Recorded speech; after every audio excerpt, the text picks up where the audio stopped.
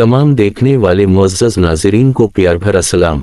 नाज़रीन, अशफाक साहब फरमाते हैं कि इंसान की सोच और समझ बहुत महदूद है और वो अल्लाह की हिकमत को नहीं समझ सकता। वो मज़ीद फरमाते हैं कि अगर आपको आसूदगी के साथ रहना है, खुशी के साथ रहना है, तो इसका एक ही राज है कि अल्लाह के कामों में आप दखल नहीं दे सकते, क्योंकि अल्लाह सुप्रीम है।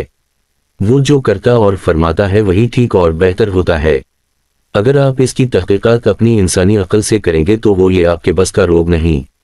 मैं परसों पढ़ रहा था, जर्मनी का एक बहुत बड़ा इकोनॉमिस्ट पीटर माइकर है। वो कहता है कि जब मुल्कों की इकोनॉमी फेल होती है तो इसकी उसे कोई वजह नजर नहीं आती। हम सारे लोगों ने सर जोड़ कर देखा है कि इतनी आला दर्जे की इकोनॉमी इतनी ऊपर जाती है और जब उरूज पर पहुंचती है तो खुद बखुद सड़ना गलना शुरू कर देती है और इसको ज़वाल आ जाता है। आला दर्जे की चढ़ी हुई बादशाही, जिसको देखकर इंसान हैरान हुए बगैर नहीं रह सकता और कहता है कि ये किस तरह से मुमकिन है कि इस बादशाही को ज़वाल आ जाए। खुद ब खुद इसके अंदर ऐसा निज़ाम और अमल शुरू हो जाता है कि इसे ज़वाल आ जाता है।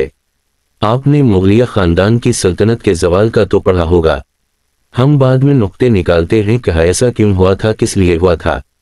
जिस तरह से बॉल को हवा में बहुत ऊंचा फेंकें तो वो ऊंचा जाता है और एक वक्त आता है कि वो ऊंचा बॉल खुद ब खुद ज़मीन पर गिरता है। उसी तरह से मईशत का हाल है, उसी तरह से सारी चीज़ों का हाल है।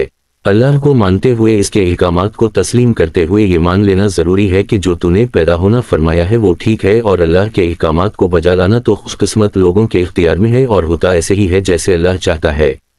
लेकिन हम कमज़ोर लोग हैं, हम अपनी अक्ल और दानिश को ज़रूर इसमें ठूंसने की कोशिश करते हैं। इसलिए अल्लाह से दुआ मांगनी चाहिए कि हमें इसमें माफ़ी दी जाए, और इसके साथ साथ हम लालची लोग हैं, हमको सुकून भी दिया जाए जो इस तरह से नहीं मिलता ज़्यादा मैनमीख निकालने से, बल्कि सुकून तो अल्लाह का शुक्र अदा करने में है।